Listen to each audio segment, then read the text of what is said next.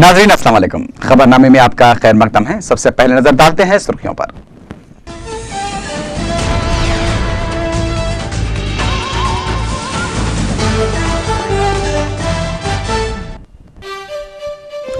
Lokpal bill जुमेरात को लोकसभा में पेश किया जाएगा। बिल मजबूत नहीं, मजबूर, अन्ना हजारे टीम का रद्द-ए-अमल।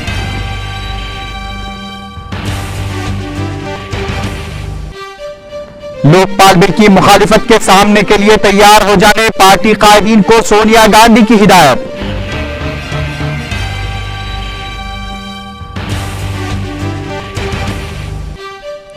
सीबीआई को लोकपाल बिल में शामिल किया जाए, सदर तेलुगुदेशम चंद्रबाबू नायडू का मुतालबा।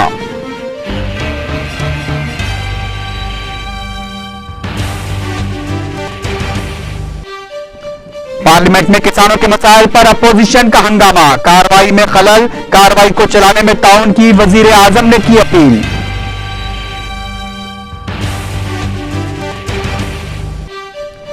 हिंदुइज्म को फरोग देना अहम एजेंडा, रियासती हुकूमत गांवकशी को रोकने में नाकाम, बीएचपी के नए बैनुल अक़वामी सदर राघवा रेड्डी का बयान।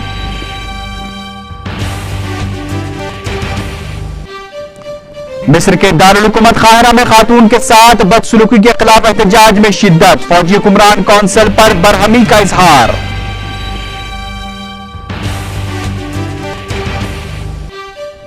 और अरब लीग माहिदा पर अमल करने शाम से खलीज टाउन कौंसिल का मुतालबा, तशद्दुद के ताजा वाक़यात में दर्जनों अफराद हलाक।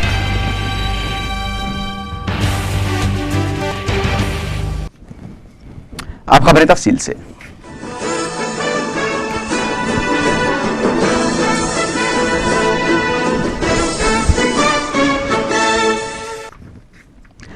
मरकजी काबीना की जानिब से मंजूर किए गए कतई लोकपाल बिल को कल 11 बजे लोकसभा में पेश किया जाएगा। सोनिया गांधी की जानिब से कांग्रेस पार्लिमानी पार्टी के इजलास से खिताब और प्रणब मुखर्जी की जानिब से अहम अपोजिशन कायदीन से हुई मुलाकात के बाद इस बिल को लोकसभा में पेश करने के लिए राह हमवार हो गई है।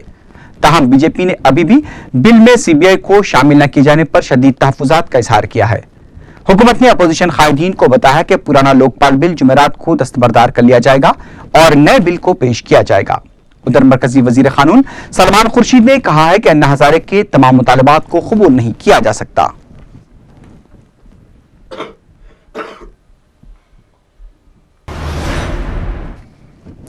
सदरकुलीन कांग्रेस कमेटी सोनिया गांधी ने काबीना की जानिब से मंजूर किए गए लोकपाल बिल की पुरजोर हिमायत करते हुए कांग्रेसी कायदीन से इस मसले पर किसी भी मुखालिफत के सामने से निपटने के लिए तैयार रहने पर जोर दिया है। कांग्रेस पार्लिमानी पार्टी के इजलास से खिताब करते हुए सोनिया गांधी ने कहा कि काबीना की जानिब से मंजूर किया गया लोकपाल बिल मजबूत है और उसमें बदनवानियों से सख्त तौर पर निपटने की तमाम तर गुंजाइश मौजूद है। उन्होंने अपोजिशन और अन्ना हजारे टीम से इस बिल को कबूल करने की दरखास्त की। सोनिया गांधी ने अहम अपोजिशन बीजेपी और अन्ना हजारे टीम की जानिब से हुकूमत पर की जा रही तनकीदों पर तबसरा करते हुए कहा कि कुछ लोग ये अफवाहें फैला रहे हैं कि हुकूमत और कांग्रेस पार्टी के दरमियान इस मसले पर इख्तलाफ राय पाया जाता है, लेकिन नजरियाती इख्तलाफात हो सकते हैं, लेकिन हमने मिलकर इस मसवदे को तैयार किया है। सोनिया गांधी ने यह भी वाज़ेह कर दिया कि हुकूमत अन्ना हजारे टीम के आगे नहीं झुकेगी। सोनिया गांधी ने यह भी कहा कि वह खवातीन तहफ्फुजात बिल के लिए भी संजीदा है और उसे अमली जामा पहनाया जाएगा।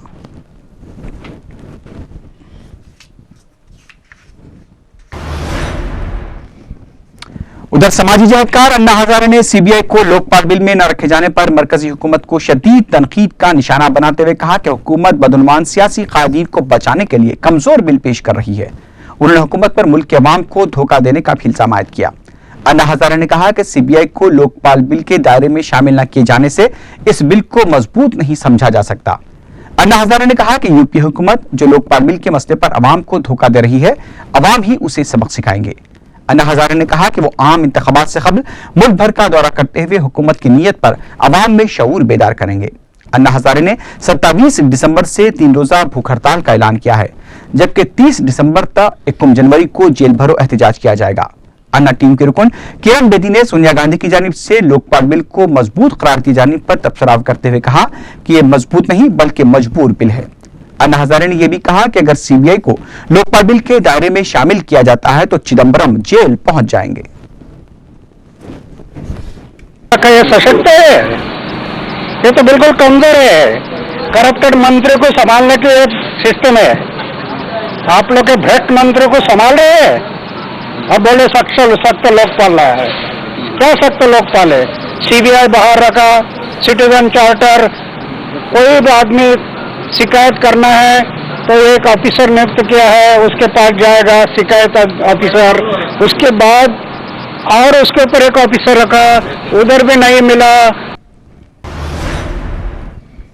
इधर सदर तेलुगु देशम और opposition leader N Chandrababu Naidu ने इल्जाम लगाया कि हुक्मरान कांग्रेस पार्टी अपने सियासी मफाद की खातिर लोकपाल बिल को कमजोर बना रही है। आज मीडिया से बात करते हुए उन्होंने कहा कि हुकूमत ने बिल के मसवदे में जो तब्दीलियां की हैं वो नाकाबिल कबूल है। उन्होंने कहा कि मुल्क में करप्शन के खात्मे के लिए एक सख्त कानून दरकार है। चंद्रबाबू नायडू ने कहा कि सीबीआई एक खुद मुख्तार इदारा है और यह हुकूमत के तहत नहीं होना चाहिए। सदर तेलुगु देशम ने मुतालबा किया कि सीबीआई को भी लोकपाल के तहत लाया जाए। उन्होंने कहा कि मुल्क में सियासी, माशी और अदालती इस्लाहात बेहद जरूरी हैं और उनकी पार्टी इसकी भरपूर तायद करती है।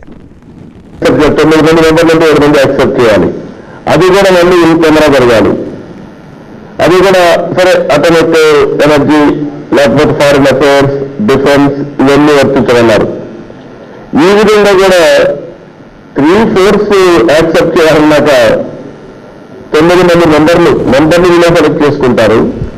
అందులో 9 మందిలో 75% 7 మనుషులు ఉంటారు, రికమెండ్ చేయాలి. ఇంకా అది కూడా लोकसभा में आज किसानों के मसले पर बाज़ अरकान की जानिब से इख्तियार किए गए मुखफ़्फ़र स्पीकर मीरा कुमार ने शदीद नाराजगी का इजहार किया। आज लोकसभा की कार्रवाई जैसे ही शुरू हुई, स्पीकर ने वक्फ़े सवालात का ऐलान किया, लेकिन तेलुगु देशम पार्टी से ताल्लुक़ रखने वाले अरकान पार्लियामेंट ऐवान के वस्त में पहुंच गए और कपास के किसानों को अक़लतरीन कीमतों की अदायगी का मुतालबा करते हुए एहतजाज किया, जबकि बाबाजू की जमातों के अरकान ने भी उनकी हिमायत की। स्पीकर की जानिब से की गई दरखास्त को एहतजाजी अरकान ने नजरअंदाज कर दिया, जिस पर स्पीकर मीरा कुमार ने बरहम होते हुए कहा कि क्या आपको पार्लिमानी आदाब का ख्याल नहीं है। उन्होंने कहा कि जब आप खड़े हो सकते हैं तो मैं भी खड़ी हो जाऊंगी। इसके बावजूद भी तेलुगु देशम और बाबाजू अरकान का एहतजाज जारी रहा। इस दौरान कांग्रेस और एहतजाजी अरकान के दरमियान बहस तकरार भी देखी गई, जिस पर स्पीकर ने कार्रवाई को पहले दोपहर 12 बजे फिर इसके बाद दोपहर 2 बजे तक मुलतवी कर दिया।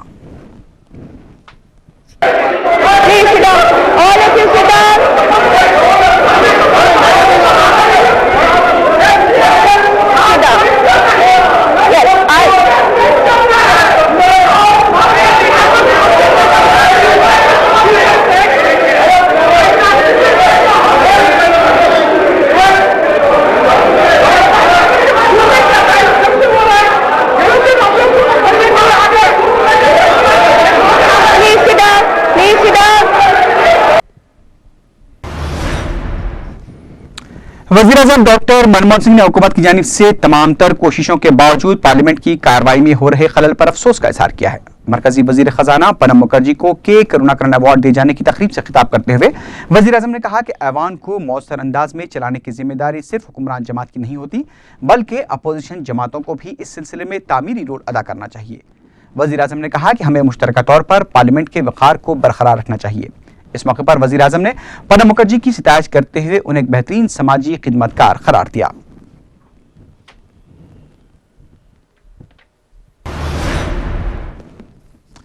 साबिक वजीर और कांग्रेस लीडर कोमटी रेड्डी वेंकट रेड्डी के अकलौते फर्जंद प्रतीक रेड्डी की आखिरी रसूमात एसआर नगर में आज सुबह अंजाम दे दी गई। खौफनाक सड़क हादसे में अचानक नौजवान बेटे की हलाकत से पूरा कोमटी रेड्डी खानदान सदमे में मुब्तला है। साबिक वजीर कोमटी रेड्डी वेंकट रेड्डी और उनके भाई कोमटी रेड्डी राजगोपाल रेड्डी और दीगर अरकान खानदान को आखिरी रसूमात के वक्त ज़ारो ख़तार रोता हुआ देखा गया। आज सुबह कोमटी रेड्डी की खामगाह पहुंचकर chief minister Kiran Kumar Reddy, deputy chief minister Damodar Raj Narasimha, वजीर दाखिला सबीता इंद्र रेड्डी के अलावा रियासती वज़रा, अरकान पार्लियामेंट, असम्बली और तमाम जमातों के सियासी कायदीन ने कोमटी रेड्डी वेंकट रेड्डी से इजहार ताज़ियत किया। 19 साल बीटेक के तालिब इल्म प्रत्येक रेड्डी पटनचेरू के करीब अपने 2 साथियों के हमरा सड़क हादसे में कल रात हलाक हो गए थे।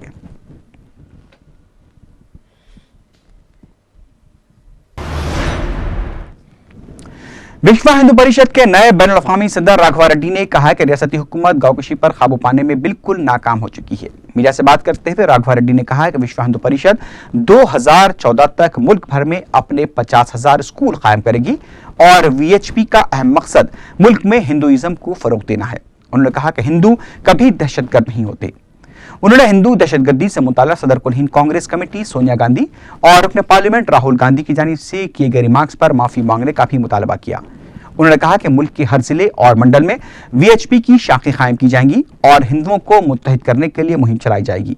राघवा रेड्डी ने कहा कि जब शहर में गौकशी से निपटने के लिए कमिश्नर पुलिस से नुमाइंदगी की गई थी तो उन्होंने अमले की कमी का बहाना बनाया। वीएचपी लीडर ने कहा कि अगर तब्दीली मजहब की जारी सरगर्मियों को खत्म कर दिया जाए तो दहशतगर्दी खत्म हो जाएगी। अलहदा तेलंगाना और मुत्तहिदा आंध्रा से मुतालिक पूछे गए सवाल पर राघवा रेड्डी ने कहा कि विश्व हिंदू परिषद इलाकों की तकसीम पर नहीं बल्कि हिंदुओं को मुत्तहिद रखने के लिए काम करेगी। उन्होंने कहा कि विश्व हिंदू परिषद किसी सियासी जमात की तायद नहीं करती बल्कि हिंदू इत्तेहाद के लिए काम करती है। उन्होंने कहा कि मक्का मस्जिद बम धमाके के हकीकी मुलजिमीन जल्द ही सामने आ जाएंगे।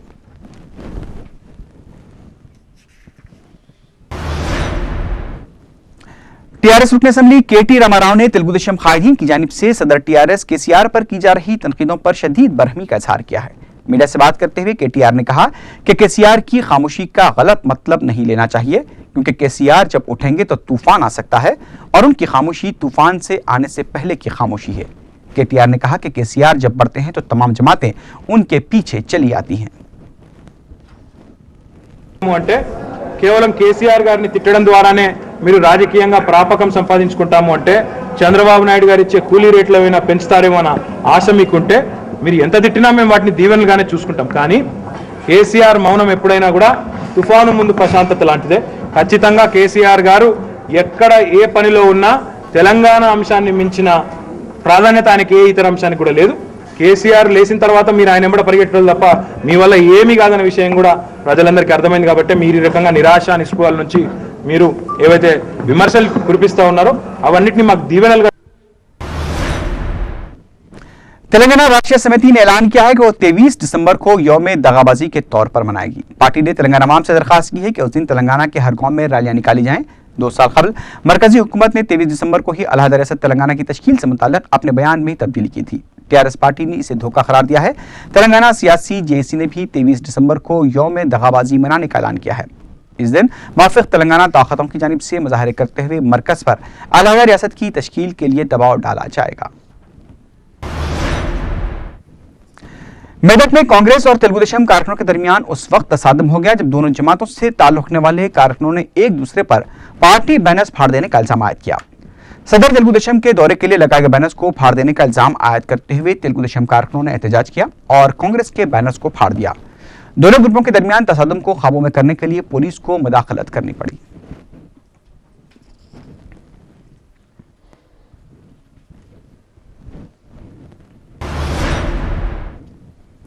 वैएसआर कांग्रेस पार्टी के सरबराह जगन मोहन रेड्डी के यौम पैदाइश के मौके पर आज रियासत भर में पार्टी की जानिब से मुख्तलिफ प्रोग्रामों का इनेकाद अमल में लाया गया।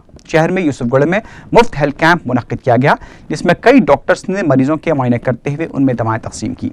इस हेल्थ कैंप का वैएसआर कांग्रेस पार्टी के कायदीन शोभा नागी रेड्डी और मेका पार्टी चंद्रशेखर रेड्डी ने इफ्तिताह अंजाम दिया।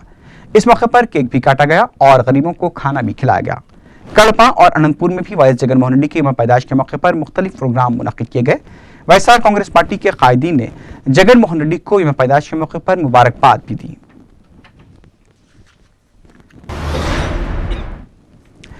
कम्युनिस्ट पार्टी ऑफ इंडिया के रियासती यूनिट ने मुतालबा किया है कि शराब के गैर कानूनी कारोबार के माफिया की सरगर्मियों की तहकीकात सीबीआई के जरिए कराई जाए।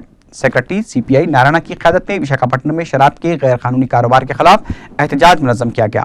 इस मौके पर मीडिया से बात करते हुए के नारायणा ने इल्जाम लगाया कि हुकूमत शराब के माफिया की सरगर्मियों को रोकने में नाकाम हो गई है।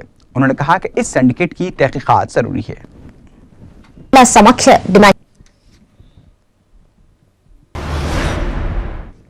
अब नजर डालते हैं कुछ बैनुल-अक़वामी खबरों पर। मिस्र के दारुल हुकूमत काहिरा में हजारों खवातीन ने सिक्योरिटी फोर्सेस के पुरतशद्दुद रवैये के खिलाफ एहतजाजी मुजाहरा किया है। मुजाहरे में शामिल खवातीन उस खातून की तस्वीर भी उठा रखी थी जिसको सिक्योरिटी फोर्सेस ने तशद्दुद का निशाना बनाया था और उसके कपड़े फाड़ दिए गए थे। इस वाक़े के बाद हुक्मरान फौजी कौंसिल के खिलाफ अवामी बरहमी में जबरदस्त इजाफा हुआ है। एहतजाजी मुजाहरे में शामिल खवातीन का कहना था कि सिक्योरिटी फोर्सेस जानबूझकर खवातीन की तजलील कर रहे हैं। खवातीन का कहना था कि वो जानते हैं कि मिस्र में लोग अपनी जान की परवाह नहीं करते, लेकिन उन्हें अपनी माँ, बहन और बेटी की फिक्र है। खवातीन का कहना था कि हुक्मरान फौज के जनरलों को जाना होगा वो मुल्क के गद्दार हैं। इस दौरान मिस्र में हुक्मरान फौज की सुप्रीम काउंसिल ने खातून के साथ पेश आए वाक़े की मजम्मत की है। सुप्रीम काउंसिल ने इस वाक़े की तहकीकात का ऐलान भी किया है। दूसरी जानिब अमरीकी वजीर खारजा हिलारी क्लिंटन ने मिस्री फौज और पुलिस पर खवातीन को जानबूझकर निशाना बनाने का इल्जाम आयद किया है।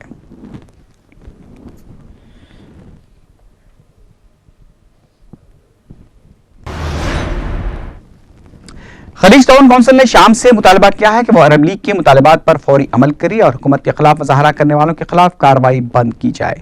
खलीज टाउन काउंसिल के इजलास के बाद रियाज में मीडिया से बात करते हुए सऊदी अरब के वजीर खारजा शहजादा सऊद अल फैसल ने शाम से मुतालबा किया कि वो आबादी वाले इलाकों से फौज वापस बुलाए, कैदियों को रिहाई दी और हुकूमत के खिलाफ मुजाहरा करने वालों से मुज़ाकरात करे। शाम में 9 माह से जारी मुजाहरों में दावा किया गया कि अपोजिशन के 5000 अफराद को मौत की खाट उतार दिया गया है और ज्यादातर हलाकतें हमस में हुई हैं। ताहम शाम ने इन दावों को बेबुनियाद करार दिया है, जबकि अरब लीग के मुवस्सिर और आजाद सहाफी जुमेरात से शाम का दौरा करके सूरत हाल का जायजा लेने वाले हैं।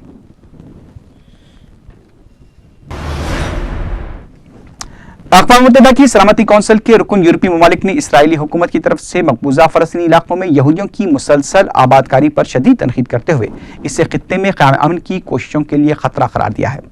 जर्मनी, फ्रांस, बरतानिया और पुर्तगाल के सिफारतकारों ने मंगल को एक मुश्तरका एलामिया जारी करते हुए मकबूजा अरब इलाकों में यहूदी आबादकारों की तरफ से फ़लस्तीनियों पर हमलों में भी इजाफे पर तशवीश का इजहार किया है।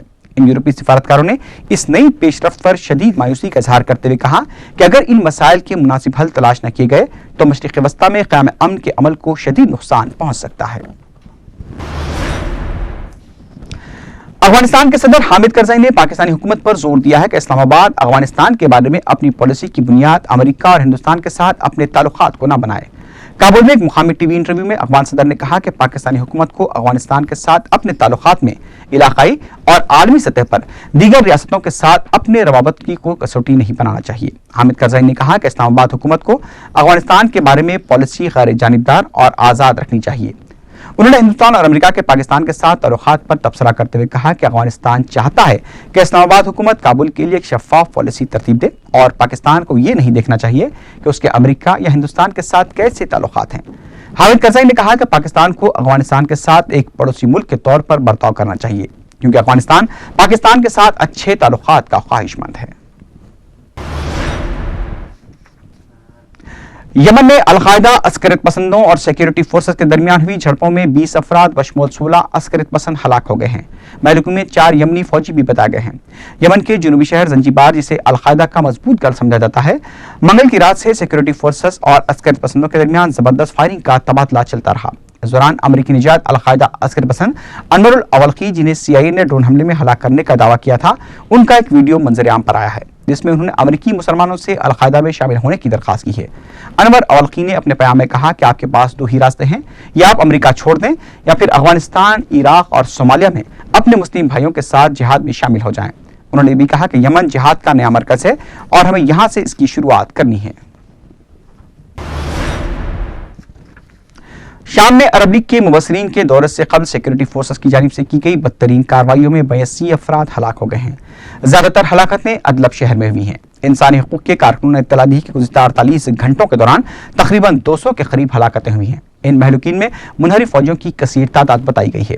इस दौरान एक लड़के की मौत का वीडियो मंजर आम पर आया है, जिसमें दिखाया गया है कि वह शहर में फायरिंग के दौरान हलाक हुआ है, जबकि उसके जिस्म के 2 टुकड़े भी कर दिए गए हैं। चूंकि बैनुल अक़वामी मीडिया पर शाम में दाखिले पर पाबंदी है, इसलिए आज़ाद ज़राए से इसकी तस्दीक नहीं की जा सकी। उधर अमेरिका ने शाम की जानिब से अरब लीग के फौजी और सिविल मुबसरीन पर मुश्तमिल मिशन से मुताल्लिक़ प्रोटोकॉल पर की गई दस्तखत पर शुबहात का इजहार किया है, जबकि शाम की अपोजिशन जमातों ने प्रोटोकॉल माहदे पर दस्तखत को सदर बशर अल असद की हुकूमत का इख्तियार को तूल देने का एक हरबा करार दिया है। शाम की अपोजिशन जमातों ने मुल्क में गैर मुल्की फौजी मदाखलत का मुतालबा किया है, लेकिन अरब लीग ने कहा है कि शाम की सूरत हाल दीगर अरब ममालिक से मुख्तलिफ है, लिहाजा मगरिब शाम में मदाखलत का कोई इरादा नहीं रखता। अरब लीग के सेक्रेटरी जनरल नबील अरबी ने कहा कि शाम की जानिब से अरब मुबस्सिर प्रोटोकॉल पर वज़े करदा तरमीम से मुबस्सिर मिशन का मकसद मुतासिर नहीं होता।